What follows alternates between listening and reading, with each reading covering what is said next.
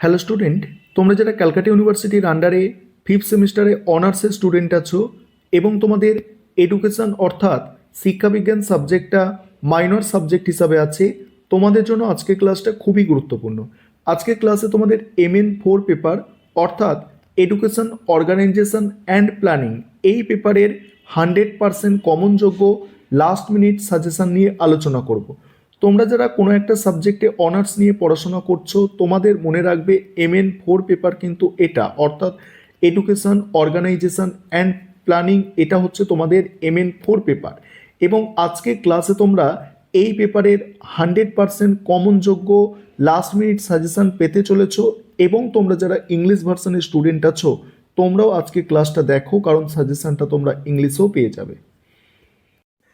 এবারে তোমরা সম্পূর্ণ সাজেশনটা দেখে নাও এবং তোমরা যারা ইংলিশ ভার্সনের স্টুডেন্ট আছো তোমরাও দেখো, কারণ প্রতিটা প্রশ্ন ইংলিশেও লেখা থাকছে। আর তোমরা যারা অনার্সের স্টুডেন্ট আছো অর্থাৎ অন্য কোনো একটা সাবজেক্টে অনার্স আছে এবং এডুকেশন সাবজেক্টটা তোমাদের মাইনর সাবজেক্ট হিসাবে পড়তে হচ্ছে, তোমাদের MN4 পেপার যেটা আছে, পেপারটির নাম এডুকেশনাল অর্গানাইজেশন অ্যান্ড প্ল্যানিং। এই পেপারের তোমরা সম্পূর্ণ সাজেশনটা দেখো। প্রথমেই তোমাদের প্রথম যে ইউনিট 1 নম্বর ইউনিট অর্গানাইজেশনের উপরে আছে। এখানে 10 নম্বরের প্রশ্ন, প্রথম প্রশ্ন, শিক্ষা সংগঠন বলতে কি বোঝো? শিক্ষা সংগঠনের ধারণাটি ও প্রকৃতি আলোচনা করো। তারপরের প্রশ্ন আছে দেখো, তারপরের প্রশ্ন, বিদ্যালয় সংগঠন বলতে কি বোঝো? বিদ্যালয় সংগঠনের বৈশিষ্ট্যগুলি বিস্তারিত আলোচনা করো। 3 নম্বর প্রশ্ন, শিক্ষা ব্যবস্থাপনা বা প্রশাসন বলতে কি বোঝো? স্বৈরাচারী ও গণতান্ত্রিক ব্যবস্থাপনার মধ্যে তুলনা করো বা পার্থক্য লেখো।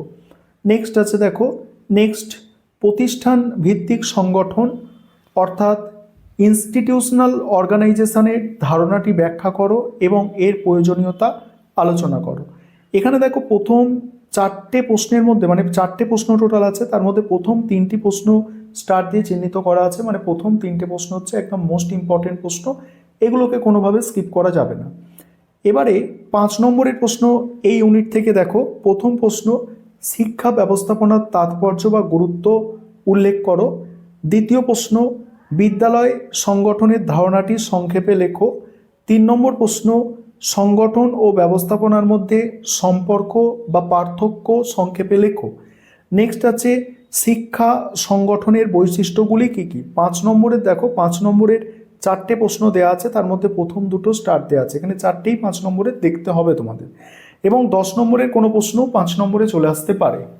এবারে তোমাদের 2 নম্বর ইউনিট যেটা আছে, অর্গানাইজেশন ইন এডুকেশনাল ফিল্ড অর্থাৎ শিক্ষাক্ষেত্রের সংগঠন, এই পোর্শনটা থেকে সাজেশনটা দেখো। তার আগে একটা বিষয় তোমাদের বলবো, তোমাদের জন্য স্টাডি মেটেরিয়াল তৈরি করা হয়েছে এই পেপারের। তোমরা যদি কেউ স্টাডি মেটেরিয়াল পারচেস করতে চাও, অবশ্যই তোমরা স্ক্রিনে দেওয়া নম্বরে যোগাযোগ করে স্টাডি মেটেরিয়াল পারচেস করে নিতে পারো।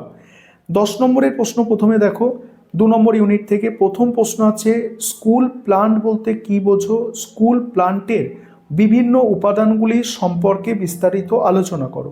দ্বিতীয় প্রশ্ন, বিদ্যালয় শিক্ষায় গ্রন্থাগারের ভূমিকা ও গুরুত্ব আলোচনা করো।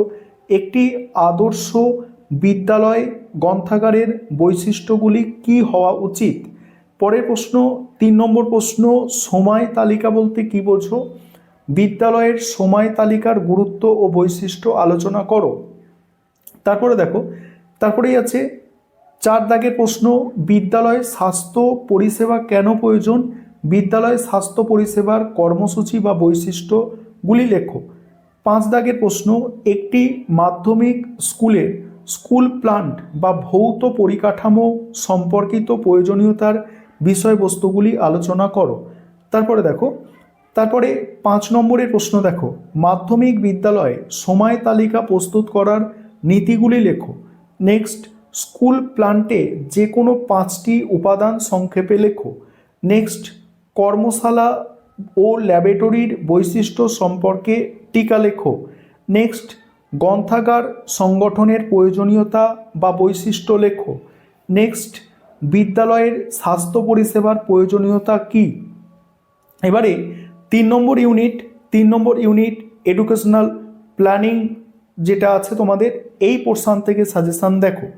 প্রথম প্রশ্ন 10 নম্বরের, শিক্ষা পরিকল্পনা বলতে কি বোঝো, শিক্ষা পরিকল্পনার বিভিন্ন স্তরগুলি বিস্তারিত আলোচনা করো। একদমই মোস্ট ইম্পর্টেন্ট প্রশ্ন। তারপরে দেখো পরের প্রশ্ন হচ্ছে শিক্ষা পরিকল্পনার উদ্দেশ্য, গুরুত্ব বা প্রয়োজনীয়তা আলোচনা করো। 3 নম্বর প্রশ্ন, শিক্ষা পরিকল্পনার বিভিন্ন প্রকারভেদগুলি সম্পর্কে আলোচনা করো। সেখানে স্বল্পমেয়াদী এবং দীর্ঘমেয়াদী এবং অন্যান্য যেসব পরিকল্পনা আছে সেগুলো আলোচনা করতে হবে। তারপরে দেখো, তারপরেই আছে প্রাতিষ্ঠানিক পরিকল্পনা অর্থাৎ ইনস্টিটিউশনাল প্ল্যানিং এর ধারণা দাও এবং এর গুরুত্ব আলোচনা করো।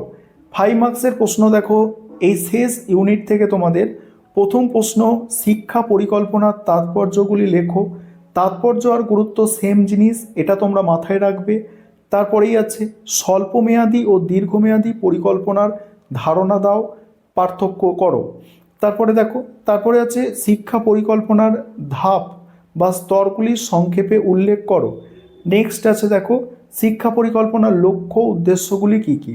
এই ছিল তোমাদের এই পেপারের 100% কমনযোগ্য সাজেশন।